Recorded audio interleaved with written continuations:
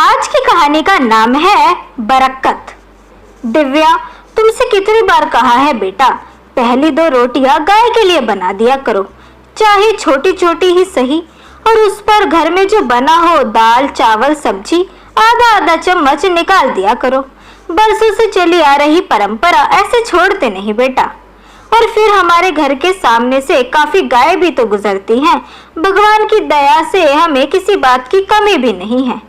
शांति जी ने बहू दिव्या से कहा। अब इतनी महंगाई के जमाने में बर्बादी करने की क्या जरूरत है, और बनाने में मेहनत भी तो जाया होती है। दिव्या बोली। शांति जी की आंखों में पानी आ गए। लेकिन घर में अशांति ना फैले और बेटे की बसी बसाई गृहस्थी में आंच ना आ जाए, इसीलिए चुप रही। शांति जी चाहती थी कि जिस तरह उन्होंने अपनी गृहस्थी अपने हिसाब से चलाई थी, उसी तरह बहू को भी अपनी गृहस्थी अपने हिसाब से चलाने का मौका मिले। इसीलिए शांति जी रसोई में ज्यादा इंटरफेयर नहीं करती थी। लेकिन इतने सालों का नियम छोड़ना उन्हें सही नहीं लगता था।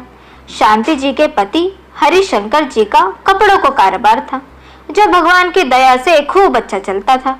उनका एक बेटा अभय था। अभय की शादी दिव्या से 5 साल पहले हो चुकी थी और उन्हें एक 3 साल की बेटी भी थी। अभय भी अपने पिता के साथ कारोबार को देखता था। अपनी मेहनत के फलस्वरूप व्यापार को ऊंचाइयों पर ले गया। उसने अपने पिता हरिशंकर जी को अब घर पर रहकर आराम करने की सलाह दी। पापा जी, आपने बहुत काम किया, अब मुझे संभालने दीजिए, आप आराम कीजिए ना, अभय कहता।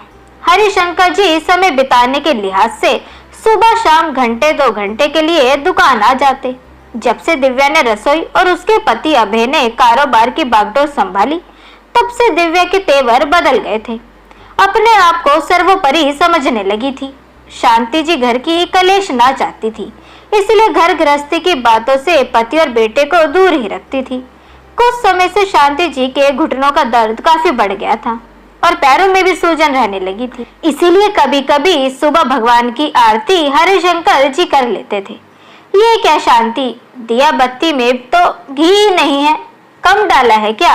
आधा मिनट भी ठीक से नहीं जल रही है तो। जिस भगवान ने हमको इतना कुछ दिया, उसकी पूजा अर्चना में भी इतनी कंजूसी? क्या दिया बत्ती ये बहू ने बनाया है, क्योंकि तुम तो सब सलीके से ही करती हो? जी ऐसा कुछ नहीं है, बहू भी ये सब सीख ही जाएगी, अब आपको ज्यादा तुलना दे, शांति जी ने कहा। शांति जी भगवान के भोग में हमेशा सूखे मेवे या घर की बनी हुई कोई मिठाई रखती थी। जिस दिन दिव्या पूजा करती, भोग में सिर्फ तुलसी पान ही रखती। ये ले माला, प्रसाद है, अपनी बेटी को खिला दे। शांति जी ने एक काजू एक बादाम अपनी काम वाली को देते हुए कहा। ये क्या मम्मी जी, काम वाली को ड्राई फ्रूट देने की क्या जरूरत है? ऐसे बांटने लगेंगे तो महीने भर के ड्राई फ्रूट 10 दिन में खत्म हो जाएंगे।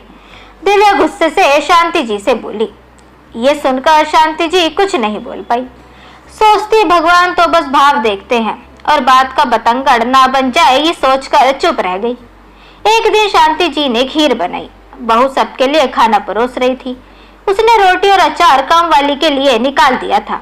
शांति जी रसोई में गई और एक कटोरी खीर मालबाई की बेटी की ओर बढ़ाते हुए बोली, तुम भी माता का स्वरूप हो, कैसी बनी है जरा चक्कर बताओ। माला तू भी काम छोड़ और ले, पहले से खा के बता। शांति जी मुस्कुराते हुए बोली, मम्मी जी मेरा पति दिन भर मेहनत करके कमाता है और आप ऐसे दोनों हाथों से लुटाती रहती हैं। हर महीने का राशन का बिल कितना आता है यह आपको पता भी है? इसका अंदाजा भी नहीं होगा आपको। पहले राशन फल सब्जी सब हरिशंकर ही देखते थे, अब कुछ समय से राशन बेटा ऑनलाइन ही ऑर्डर कर देता है। ये किस तरीके से बात कर रही हो अपनी सास से? छोटे बड़े का कुछ लिहाज नहीं है क्या? देने वाले किसी गरीब को देने से हमारा अन्न का भंडार खाली नहीं हो जाएगा, बल्कि माँ अन्नपूर्णा सदैव हमसे खुश रहेगी, हरिशंकर जी ने बहू से कहा। याद रखो बहू, इस घर में और दुकान पर अभी भी मेरा नाम है। अपना समझ हमने रसोई और घर की जिम्मेदारी तुम्हें सौंपी और बेटे को दुकान। इसका मतलब ये नहीं कि हम तुम पर आश्रित है। हमारे इस घर पर बराबर का अधिकार है अभी भी। यह अधिकार हमसे छीनने की कोशिश मत करना। तुम जब चाहो बाजार से pizza burger cake pastry order करती हो, 5000 के नीचे के पर्स यूज नहीं करती, ब्यूटी पार्लर में हजारों रुपए हर महीने उड़ा देती हो। हमने तुम्हें कभी रोका या हमने कभी तुमसे कहा कि ये पैसे की बर्बादी है? आज तुमने छोटी छोटी चीजों के लिए अपनी माँ समान सास को रोककर सही नहीं किया। बहू, मुझे तुमसे ये उम्मीद नहीं थी। आज तो मैं जिंदा हूँ, अपनी पत्नी की पैरवी कर रहा हूँ। कल को जब मैं नहीं रहूंगा तो न जाने तुम कैसी कैसी हरकत करोगी। हरिशंकर जी चिंतित स्वरूप में बोले, तुम्हें पता है बहू, बचपन में अबे को दूध कितना पसंद था। 2 साल तक तो उसने अन्न छुआ तक नहीं।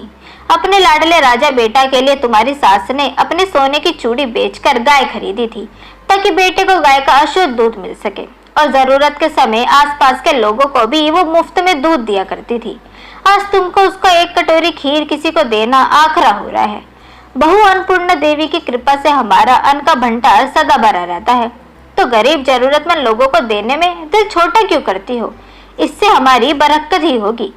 हरिशंकर जी ने दुखी होते हुए कहा। अपने ससुर जी से इस तरीके से शब्द सुनकर दिव्या शर्म से पानी पानी हो गई। अपनी गलती पर माफी मांगने के अलावा उसके पास कोई चारा नहीं था। तुरंत शांति जी के पास गई, उनके चरणों में बैठकर माफी मांगी। मम्मी जी, मुझे माफ कर दीजिए। मैं अपने झूठे अहंकार में न जाने आपको क्या कुछ कह गई। आज के बाद ये गलती दोबारा नहीं होगी। शांति जी ने माफ करते हुए उसके सिर पर स्नेह का हाथ रख दिया। तो दोस्तों, कैसी लगी आपको आज की कहानी बरकत? यह हमें कमेंट सेक्शन के थ्रू जरूर बताएं। वीडियो अगर आपको पसंद आई हो तो इसे लाइक जरूर करें, साथ ही इसे अपने दोस्तों के बीच भी शेयर करें। चैनल को सब्सक्राइब करना ना भूलें। मिलते हैं आपसे अगली वीडियो में, तब तक के लिए गुड बाय।